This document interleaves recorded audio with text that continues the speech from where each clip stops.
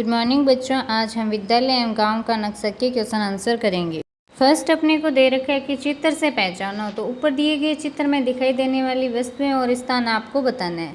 तो इसमें अपन देख सकते हैं कि यहाँ पे अपने को विद्यालय, खेत और पक्के मकान दिखाई दे रहे हैं। कुछ कच्चे मकान, सड़क, नाला, बैलगाड़ी, पेड़, साइकिल, पशु जिसमें गाय और बैल अपने को इस डायग्राम के अंदर दिखाई दे रहे हैं। अपने को छोटे चित्रों को पूरा करना है, जिसमें फर्स्ट दे रखा है बादल, बारिश और बाढ़ के प्रभाव को दिखाइए। तो इसके अंदर अपन लिखेंगे बादल आने पर वातावरण घना और अंधेरा हो जाता है। तेज बारिश से नाला और तालाब भर जाते हैं। कभी कभी बाढ़ से खेत और घर पानी में डूब जाते हैं। सेकंड नंबर दे रखा है कि लोगों की गतिविधियों में बदलाव को चित्रित करें। तो इसमें अपन लिखेंगे धूप के समय लोग खेतों में काम करते हैं और बच्चे विद्यालय जाते हैं। बारिश होने पर लोग छतरी और बरसाती का उपयोग करते हैं। किसान खेतों में पानी रोकने और निकासी की व्यवस्था करते हैं। बाढ़ आने पर लोग ऊंचे स्थानों पर चले जाते हैं और स्कूल बंद हो जाते हैं। फिर अपने को दे रखा है कि चित्रों का वर्णन करना है। तो जिसमें रामनगर में बादल, तो उस डायग्राम को देख के फिर अपने को लिखना है। तो इसमें लिखेंगे रामनगर गांव में घने बादल छा गए हैं, आसमान ढका हुआ है और वर्षा होने की संभावना है। लोग घरों और दुकानों पर इकट्ठा दिखाई दे रहे हैं। और रामनगर में वर्षा, अब गांव में वर्षा शुरू हो गई है। नाले में पानी भरकर तेजी से बह रहा है। बैलगाड़ी और सड़क पर पानी भर गया है। लोग बरसात से बचने के लिए अपने घरों में हैं, तो में भी पानी भर गया है। ये अपने को डायग्राम में देखिए लिखना है।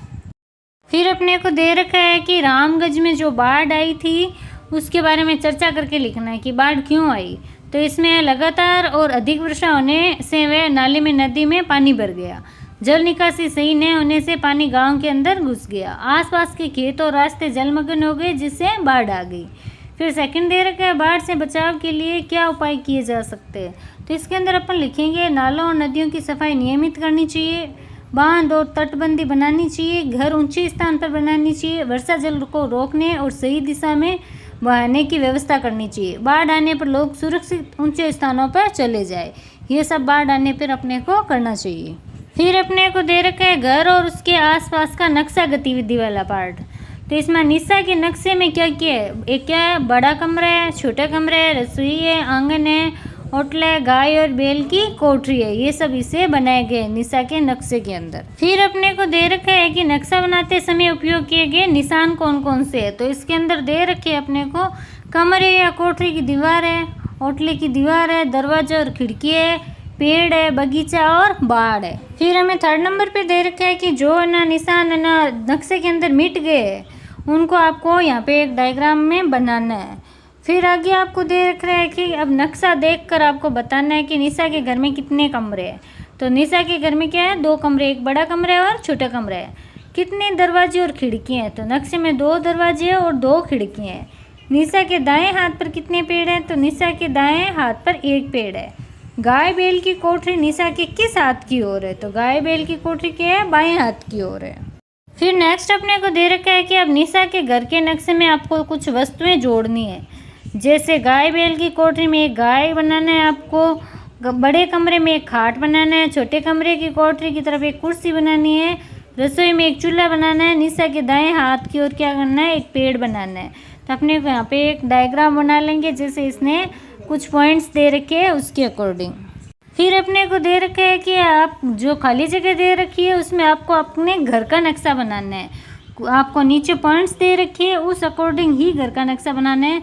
जैसे खिड़की है तो उसमें आप चौकोर डिब्बा बनाएंगे, उसमें क्रॉस का निशान लगेंगे। बाग या बाड़ा है तो उस पेड़ और 4 दीवारी का चित्र बनाएंगे। कमरे की दीवार में सीधी रेखाएं खींचेंगे। दरवाजे में दरवाजे का निशान बनाएंगे। पेड़ का चिन्ह बनाएंगे। जहाँ बर्तन धोते हैं उसमें गोल बर्तन या टब का निशान होना चाहिए। बैठ कर खाने खाते हो वहाँ पे टेबल जैसा निशान होना चाहिए। चौकोर चटाई ले हुए जहाँ सोते हो वहाँ पे 4 पहिया खाट का चित्र बनाना है। फिर अपने को अभ्यास कार्य करने हैं, जिसमें क्वेश्चन दे रखा है अपने गांव का नक्शा बनाकर उसमें जल स्रोत जैसे कुआं, तालाब या हैंडपंप को आपको दिखाना है और समूह में चर्चा करनी है कि पानी कैसे बचाया जा सकता है। तो मेरे गांव में जल स्रोत कौन कौन से हैं, जैसे कुआं है, तालाब है, हैंडपंप है। और अपने पानी को कैसे बचाएंगे, पानी का बेकार बहना रोकना चाहिए, नल खुला न छोड़े, वर्षा जल संग्रह, रेन वाटर हार्वेस्टिंग करना चाहिए। तालाब और कुओं की साफ सफाई सही समय पर करनी चाहिए। पेड़ पौधे लगाकर भूमिगत जल स्तर को सुरक्षित रखना चाहिए। फिर अपने को दे रखा है, क्या आप गांव के नक्शे में कचरा डालने के सही स्थान को दर्शा सकते हो? कचरे को अलग अलग प्रकारों में कैसे विभाजित किया जाए, इस पर आपको चर्चा करनी है। तो इसमें अपन लिखेंगे, हाँ, गांव के नक्शे में कचरा डालने के लिए कचरा पात्र यानी डस्टबिन अलग अलग स्थानों पर बनाए जा सकते हैं। और कचरे का विभाजन कैसे कर सकते हैं? जैसे गीला कचरा है, उसमें क्या आएगा? रसोई का कचरा, सब्जी फल के छिलके, बचे हुए खाने के टुकड़े, ये सब किस में काम में लेंगे हम? खाद बनाने के लिए। सूखा कचरा है, जैसे प्लास्टिक, कागज़, बोतलें, लोहे की चीज़ें, उसको अपन क्या करेंगे? रिसाइकलिंग के लिए यूज में लेंगे। और हानिकारक कचरा क्या है? जैसे कांच, टूटी बोतलें, दवाइयाँ और केमिकल, इनको क्या करेंगे? अलग गड्ढे या सुरक्षित स्थान पर डालेंगे। फिर नेक्स्ट अपने को दे रखा है कि अपने ना निशा के से आकाश के घर का रास्ता बताना है आपको। तो इसमें अपन क्या करेंगे? पहला रास्ता क्या होगा? पाठशाला, फिर बालिका घर, फिर खेत आता है, फिर आकाश का घर आता है। और दूसरा रास्ता कौन सा है? पाठशाला, फिर बाजार, पेड़ के पास से आकाश का घर आता है।